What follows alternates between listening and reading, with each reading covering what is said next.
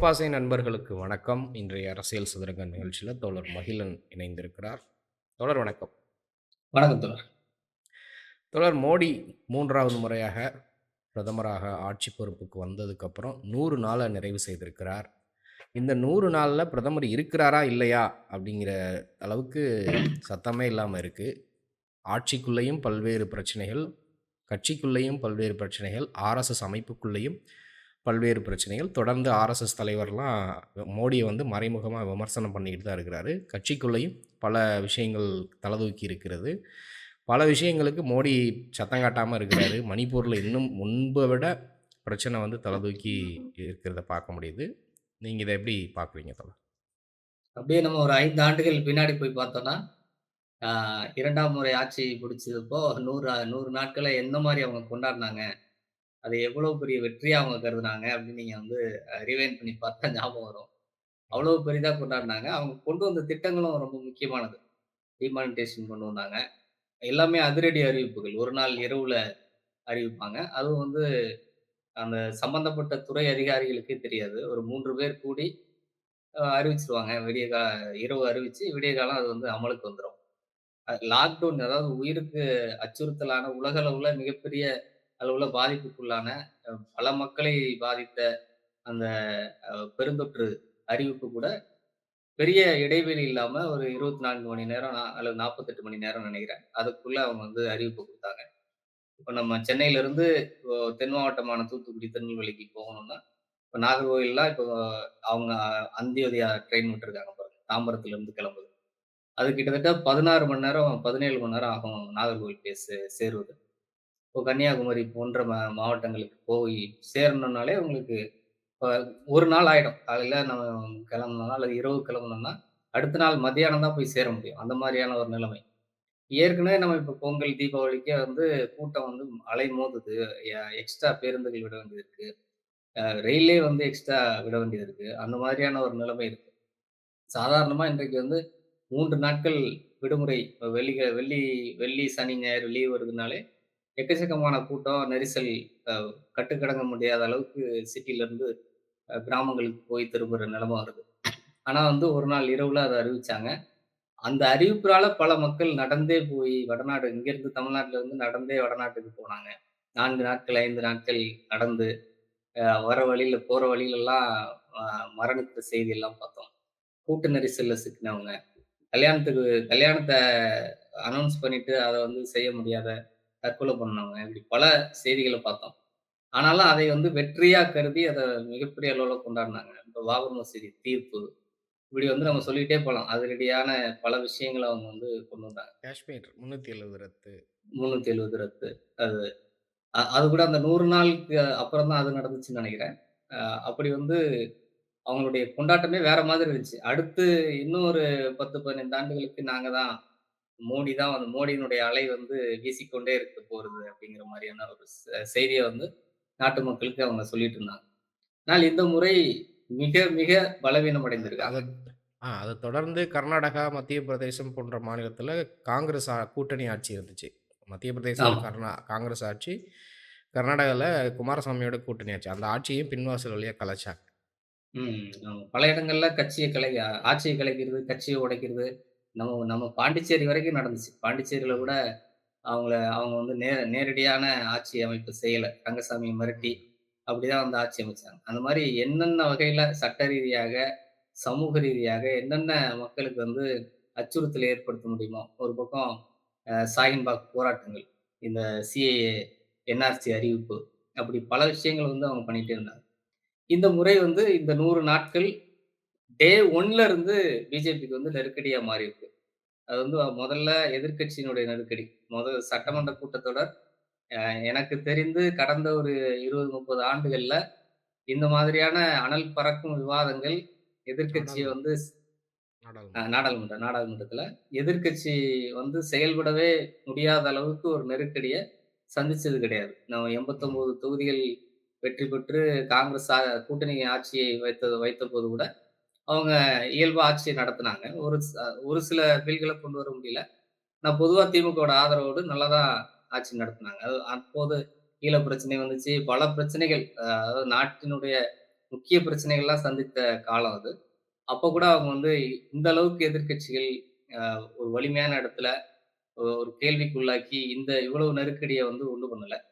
அந்த அந்த இத வந்து ராகுல் காந்தி மிகச் சிறப்பா முதல் கூட்டத்தொடர்ல செஞ்சிருக்காங்க. ராகுல் காந்தியோடு சேர்ந்து கூட்டணி கட்சிகளும் அந்த நெருக்கடிய குடுத்திருக்காங்க. மோடி உட்பட யாராலயுமே அதற்கு பதில் சொல்ல முடியல. அதற்கு பின்பு வந்து சிவாஜி சிலை வந்து தரைமட்டமாகுது. மோடி என்கிற ஒரு மிகப்பெரிய இந்திய அரசியல்ல மிக முக்கியமாக கருதப்படுகிற ஒருவர், நாட்டு மக்களுடைய பகிரங்கமாக மன்னிப்பு கேட்கிற ஒரு நிலைமை வந்திருக்கு. வக்ஃப் போர்ட்ல ம். வந்து கூட்டணி கட்சிகளே எதிர்ப்பு தெரிவிச்சு, வக்ஃப் போர்டு வந்து நிலைக்குழுக்கு அனுப்பப்பட்டிருக்கு.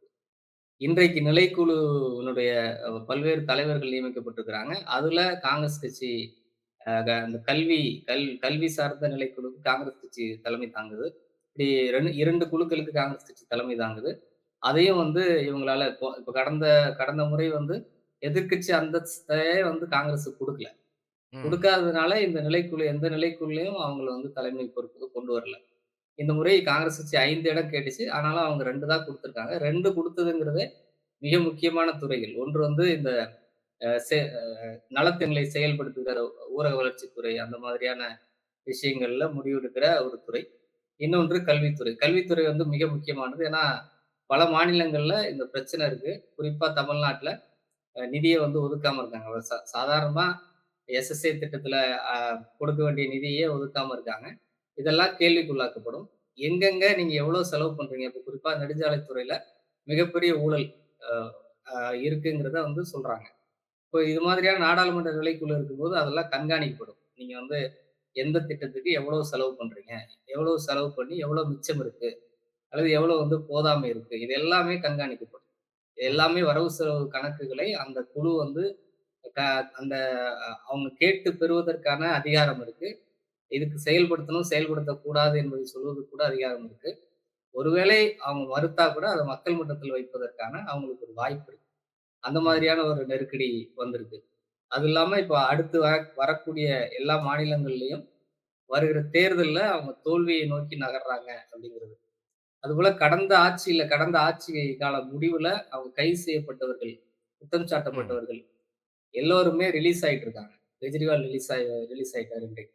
இன்னைக்கு ஒரே ஒருத்தரு ஹேமந்த் செந்தில் பாலாஜி மட்டும் தான் இருக்காரு. ஹேமந்த் அவரு கூட சோரன், மணிஷ் சிசோடியா. மனிஷ் சிசோடியா எல்லாருமே வெளியில வந்தாச்சு. இப்போ இவர் மட்டும் தான் இருக்காரு. அவருக்கும் ரொம்ப நாள் அங்க உள்ள இருக்க முடியாது. அவரையும் வெளியிட வேண்டிய கட்டாயம் ஏற்பட்டிருக்கு. இப்படி எல்லா பக்கமும் நீங்க வந்து திரும்பும் திசையெல்லாம் வந்து இவருக்கு மிகப்பெரிய நெருக்கடி.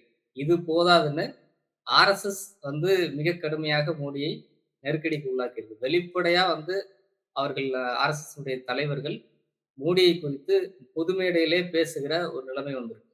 அதனால இவர் வந்து ஆர்எஸ்எஸ், பிஜேபி அந்த காரிய கமிட்டி கூட்டத்துல ஆர்எஸ்எஸ்ஸை வந்து தாஜா பண்ண வேண்டிய, அவருக்கு இணங்கி போக வேண்டிய, நான் உனக்கு இது பண்ணி தரேன், அது பண்ணி தரேன்னு ஏதோ சொல்ல வேண்டிய ஒரு கட்டாயத்தில், முன்ன மாதிரி அதாவது எலக்ஷன் டைம்ல என்ன சொன்னாங்க, ஆர்எஸ்எஸ் ஒண்ணும் எங்களுக்கு தேவையில்ல. ம். பிஜேபி ஒரு தனிப்பெரும் கட்சி. எங்களால வெற்றி பெற முடியும். ஆர்எஸ்எஸ் எங்களுக்கு ஒண்ணும் தேவையில்ல அப்படிங்கிறத கருத்துக்கள பலரும் வந்து சொன்னாங்க. மூத்த தலைவர்களே சொன்னாங்க. ஆனால் இந்த கேரளாவுல நடந்த அந்த கூட்டத்துல, எங்களால ஒண்ணும் பண்ண முடியல. நீங்க எங்களுக்கு உதவி பண்ணுங்க. வருகிற 4 மாநில தேர்தல்ல உங்களுடைய உதவி இல்லன்னா எங்களால வெற்றி பெற முடியாது. அதனால ஒத்துழைப்பு தாங்க. அப்படின்னு ம். பகிரங்கமா மோடி கேட்டிருக்காரு. இந்த மாரி நீங்க வந்து எல்லா முயற்சிகளும் அதே மாரி வக்ஃப் போர்ட் பில் மாதிரி இன்னும் ஒரு 3 பில் வந்து ஆ. பின்வாங்கப்பட்டிருக்கு. Digital media broadcasting bill. ஆமா. அதே மாரி காஷ்மீர் தொடர்பான பில்லும் வந்து பின்வாங்கப்பட்டிருக்கு. அது செயல்பாட்டுக்கு வரல. இப்படி வந்து அவங்க இன்னும் லைன்ல நெறைய வச்சிருக்காங்க. அது எதையுமே கொண்டு வர முடியாத சூழல் இருக்கு. வக்ஃப் போர்டுக்கு ஒரு கமிட்டி போட்டாங்க. அந்த கமிட்டிலயும் வந்து அந்த கமிட்டில கன்வின்ஸ் பண்ண முடியும்னு அவங்க நம்புனாங்க. அந்த கமிட்டியில பயங்கரமான வாக்குவாதம். திமுக, மற்ற கூட்டணி கட்சிகள் எல்லாருமே வந்து இதை கடுமையாக எதிர்த்திருக்கிறாங்க. அதிலேயும் மிகப்பெரிய அதிருப்தியில இருக்கிறாங்க. இது இல்லாம கட்சிக்குள் மிகப்பெரிய நெருக்கடி உருவாயிருக்கு. நிதின் கட்கரி ஒரு பக்கம் அறிக்கை குடுக்குறாரு. கூட்டணி கட்சிகள்ல இருக்கிற தலைவர்கள் வந்து நேரடியா வக்ஃப் போர்டு கொண்டு வரக்கூடாதுன்னு அறிக்கை குடுத்தாங்க. இந்த ஒரே நாடு நிதிஷ் ஒரே தேர்தல். ம். நிதிஷ்குமார். நிதிஷ்குமார் குடுத்திருக்காரு. ஒரே நாடு ஒரே தேர்தல் இந்த சுதந்திர தின விழா உரையில பேசின விஷயங்கள், அதெல்லாம் கூட எதிர்ப்புக்கு உள்ளாக்கப்பட்டிருக்கு. அதாவது அவங்க அமைச்சரவையில இடம்பெற்றவர்களே எதிர்ப்பு தெரிவிச்சதா சொல்லப்படுது. இப்படி ஆட்சி நடத்துறதுலயும், கட்சியை தொடர்ந்து கொண்டு போறதுலயும், இவங்க கட்சிக்குள்ளேயும் அடுத்த பிரதமர் யாருங்கிற கேள்வி. 75 வயது மோடிக்கு நிரம்பிடுச்சு. அடுத்து அந்த பதவியிலிருந்து அவர் நீக்கப்பட வேண்டும்ங்கிற குரல்கள் அ உள உள்ளிருந்து வந்துட்டு இருக்கு. வெளியில அவங்க காட்டிக்காம இருக்காங்க. அப்படி பிஜேபியை எதிர்க்கிற இடத்துக்கு ஆர்எஸ்எஸும் வந்திருக்கு. ஆர்எஸ்எஸ் ம். வந்து குறிப்பா இந்த மோடி, அமித்ஷா, நட்டா போன்றவர்களை அங்கிருந்து கழட்டிட்டு வேற ஆட்கள கொண்டு வரணும் அப்படிங்கிறதுல மிக தீவிரமா முயற்சி பண்ணிட்டு இருக்காங்க. வருகிற அந்த சட்டமன்ற தேர்தல்கள்லயும் அதற்கான டிமாண்ட்ஸ் அவங்க வைக்கிறாங்க. ஒவ்வொரு இடத்துலயும் ஆர்எஸ்எஸ் தங்களுடைய வேட்பாளர் பட்டியல குடுக்குது. அது மட்டும் இல்லாம கண்டிஷன்ஸ் போடுறாங்க. என்னென்ன பண்ணணும் அப்படிங்கிற கண்டிஷன்ஸ் போடுறாங்க. சமீபத்தில அ இந்த நீதிபதிகளை கூட்டி வந்து ஒரு ஒரு கூட்டம் நடந்ததா சொல்லப்படுது. அதுல வந்து இங்க சட்ட ரீதியா இருக்கிற பல வழக்குகள் இந்துக்களுக்கு ஆதரவாக அல்லது இந்துத்துவத்துக்கு ஆதரவான பல வழக்குகளை எப்படி கையாள வேண்டும் அப்படிங்கிற ஒரு ஒரு பேச்சுவார்த்தை நடந்ததா, இந்த நீதிபதிகளை கூப்பிட்டு ஒரு பேச்சுவார்த்தை நடந்ததா ஒரு விஷயம் வெளியாயிருக்கு. இப்போ அந்த மாதிரி என்ன செய்வதென்றே தெரியாமல், இந்த அடுத்து வருகிற தேர்தலை எப்படி சந்திப்பதுன்னு தெரியல. நாடாளுமன்றத்தை எப்படி தொடர்ந்து வந்து பாசிட்டிவா அவங்க நினைக்கிறதெல்லாம் திட்டம் போட்டு கொண்டு போறதுன்னு தெரியல. வழக்குகள் அவங்க போட்டிருக்கிற வழக்குகள எப்படி சந்திப்பது? எப்படி வ இந்த சட்ட ரீதியா அவங்க கொண்டு வர விஷயங்கள இப்போ எப்படி வெற்றி பெறுறது? அதாவது எப்படி வந்து பாபர் மசூதி தீர்ப்பு வந்ததோ, அதே மாதிரி ராம ஜென்ம பூமி மாதிரி கிருஷ்ண ஜென்ம பூமி இருக்கு. காசியில அவங்களுக்கு ஒரு திட்டம் இருக்கு. அந்த 3ம் வழக்குகள் இருக்கு. இந்த வழக்குகள்லாம் எப்படி இது மாதிரியான தீர்ப்பை பெற முடியும்? எப்படி பாபர் மசூதி வழக்குல வெற்றி பெற்றாங்களோ, அதே மாதிரி மத்த 2 இடங்கள்லயும் எப்படி தீர்ப்பை பெற முடியும்? அப்படிங்கிற விவாதங்கள்லாம் இருக்கு அவங்களுக்கு. அது மிகப்பெரிய அளவுல மக்கள் மத்தியிலயும், எதிர்க்கட்சிகளும் கடுமையான விமர்சனத்துக்குள்ளாயிருக்குங்கிறது அவங்களுக்கு மிகப்பெரிய நெருக்கடியா இன்றைக்கு மாறிருக்கு. அதனால அவங்க இந்த 100 நாளை வந்து கடப்பதே அவங்களுக்கு வந்து பெரிய சிக்கலா இன்னைக்கு மாறியிருக்கு. அதனால தான் பெரிய கொண்டாட்டங்கள் இல்ல. அதனால தான் மோடியினுடைய உடை இல்ல. இந்நேரம் வந்து பட்டாசு கொளுத்தி கொண்டாடியிருப்பாங்க. அந்த மாரி ம். எதுவும் இல்லாம, ரொம்ப சைலன்ட்டா அடுத்து என்ன செய்வது அப்படிங்கிறது தெரியாம முட்டி மோதிட்டு இருக்கிறாங்க இன்னைக்கு. கண்டிப்பா தோழர். இப்ப இந்த நேரத்தில அரவிந்த் கெஜ்ரிவால் அவர்களுடைய ரிலீஸ். அவரு வந்து பதவிய ராஜினாமா பண்ண போறேன் அப்படிங்கிற ஒரு அறிவிப்பையும் வெளியிட்டிருக்கிறாரு. அந்த விஷயத்துக்கு பின்னாடி என்ன இருக்குன்னு நீங்க நினைக்கிறீங்க? இது வந்து ஒரு அப்பட்டமான என்னை பொறுத்தவரையும் ஒரு அப்பட்டமான ஒரு சட்ட விதி மீறல் அப்படின்னு சொல்லுவேன். ஏன்னா வந்து இந்த மாரி பல வழக்குகள் வந்திருக்கு. ஜெயலலிதா அவங்களுக்கு நமக்கு தெரியும். ஜெயலலிதா வழக்கு இருந்துச்சு. அவர் வந்து அதாவது அவ ஒரு குற்றம் சாட்டப்பட்டிருக்கிறாங்க. அதுல வந்து விசாரணையில இருக்கிறாங்க அப்படின்னா, என்ன சொல்லுவாங்க? என்ன கண்டிஷன்ஸ் அப்ளை ஆகும்னா, முதல்வர் பதவியில கோப்புகள வந்து பார்க்கக்கூடாது அப்படிங்கிறது வந்து ஜெயலலிதாவுக்கும் அந்த கண்டிஷன் இருந்துச்சு. முதல்வர் பதவியில நீடிக்கக் கூடாது அப்படிங்கிற மாதிரியான கண்டிஷன்ஸ் வந்து ஜெயலலிதாவுக்கும் இருந்தது. ஆனா இது வந்து அதையும் தாண்டி சில கண்டிஷன்ஸ் அவங்க வந்து போட்டிருக்கிறாங்க. அந்த ம். அந்த குறிப்பிட்ட அதாவது இப்போ மது மது தான் பிரச்சனை அப்படின்னா, மது கோப்புகள அவங்க பார்க்கக்கூடாது. இது சார்ந்து இந்த வழக்கு சார்ந்து வெளியில போய் மக்கள்ட்ட பேசக்கூடாது. இதுதான் வந்து ஜெயலலிதா போட்ட கண்டிஷன்.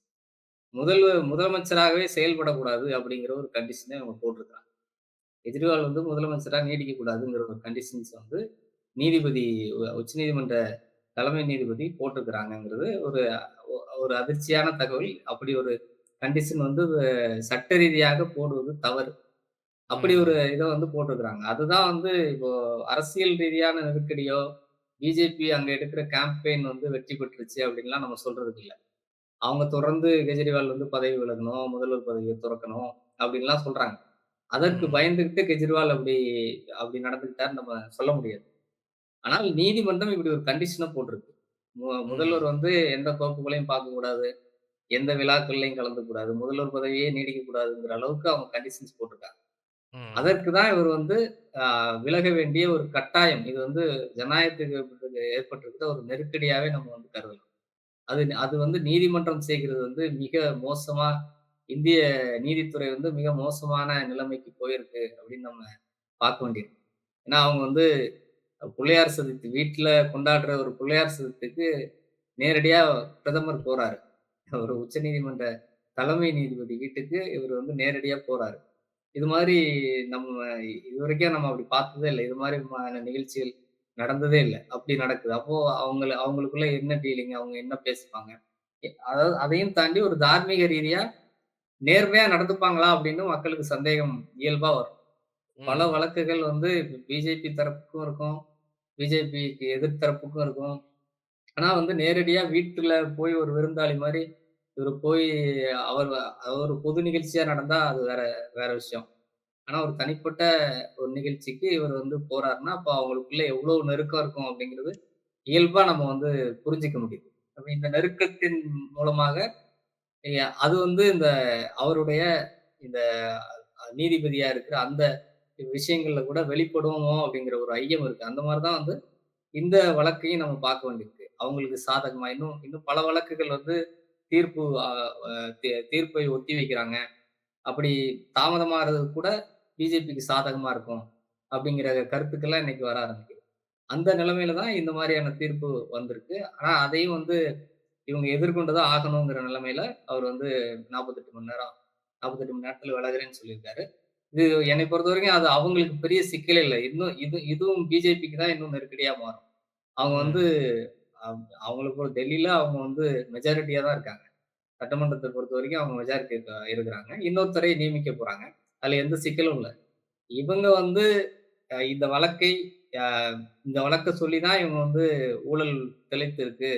இவங்க ஊழல்ல வந்து குற்றவாளியா இருக்கிறாங்க அப்படின்லாம் சொல்றாங்க. இந்த இந்த வழக்கு எப்ப முடியப் போகுது? முடிகிற வரைக்கும் இவர்கள் வந்து எந்த மாதிரியான அரசியலை கையில் எடுக்க போறாங்க? இப்ப அடுத்த தேர்தல்ல மீண்டும் கெஜ்ரிவால் ஜெயிச்சுட்டாருன்னா, இவங்க என்ன பண்ணுவாங்க? அது உண்மைய சொன்னா டெல்லில பிஜேபி செய்வதற்கு அரசியலே இல்லாத நிலைமை இன்றைக்கு வந்து உருவாகும். அதனால ம். என்ன பண்ணுவாங்கன்னா, ஏன் வந்து இவங்க வந்து நீங்க பதவி விலகுங்க, பதவி விலகுங்கன்னு சொல்றாங்கன்னா, இந்த கேப்ல அவங்க வந்து குழப்பத்தை ஏற்படுத்தி சிலரை வந்து பிரிச்சு, இவங்க ஆட்சி அமைக்கிறதுக்கான ஒரு வேலைய செய்வாங்க. இது பல ம். இடங்கள்ல நடந்திருக்கு. மெஜாரிட்டியே இல்லாதவங்கள ஆளுநர் கூப்பிடுறதெல்லாம் நம்ம பார்த்திருக்கோம். அது மாரி இப்ப டெல்லில வந்து சிறப்பு அதிகாரம். அவருக்கு வந்து துணைநிலை ஆளுநர் வந்து ஒரு சிறப்பு அதிகாரம் இருக்கு. அவங்களுக்கு தான் அதிக பவர் இருக்கு. இப்ப முதலமைச்சரை விட அவங்களுக்கு அதிகமான பவர் இருக்கு. இப்ப அந்த மாரியான ஒரு மாநிலத்தில மிக எளிதா வந்து அவங்களுக்கு சாதகமான ஆட்கள கூப்பிட முடியும். அல்லது ராணுவ ஆட்சிங்கிற மாதிரி ஆளுநர் ஆட்சிய கொண்டு வர முடியும். அப்படியான ம். ஒரு யோசனை வந்து பிஜேபிக்கு இருக்கும். அதனால தான் இந்த 48 மணி நேரத்த அவர் வந்து கேட்டிருக்கிறாரு. அதுல நான் விலகும்போது யாரை முதல்வராக்குவதுங்கிற 2 அந்த கோரிக்கை மனுவையும் சேர்த்து குடுக்கும்போது இந்த சிக்கல் வராது அப்படின்னு கெஜ்ரிவால் திட்டம் போட்டிருக்காரு. இதை எதையுமே வந்து எதிர்கொள்ளுகிற அரசியல் ரீதியாக எதிர்கொள்ளுகிற ஒரு இடத்தில் பிஜேபி இன்றைக்கு இல்ல. அது வந்து அதுதான் வந்து இன்றைக்கு முக்கியமான விஷயம். அடுத்தடுத்த தேர்தல்லயும் வந்து ஆம் ஆத்மிக்கான இடங்கள் அங்க இருக்கு. அதுலயும் வந்து பிஜேபிய ஒ இந்த இந்த கேம்பெயின் நான் வந்து விலகுறேன். நான் மீண்டும் மக்கள்ட்ட போய் வாக்கு வாக்கு பெற்று மீண்டும் நான் முதல்வர் ஆயிக்கிறேன். அப்படிங்கிற ம். இந்த அறிவிப்பு ஒரு அதிரடியான அறிவிப்பா மற்ற இடங்கள்ல கூட பார்க்கப்படும். அது கூட ஆம் ஆத்மிக்கு ஒரு கூடுதல் செல்வாக்கை உருவாக்குவதற்கான பிஜேபிக்கு ஒரு எதிர்மறையான ஒரு விஷயங்களை உருவாக்குவதற்கான ஒரு காரணமா இன்றைக்கு மாறி இருக்குன்னு நினைக்கிறேன். கண்டிப்பா தோழர். தொடர்ந்து பேசுவோம். தங்கள் கருத்துக்களுக்கு நன்றி. கண்டிப்பா.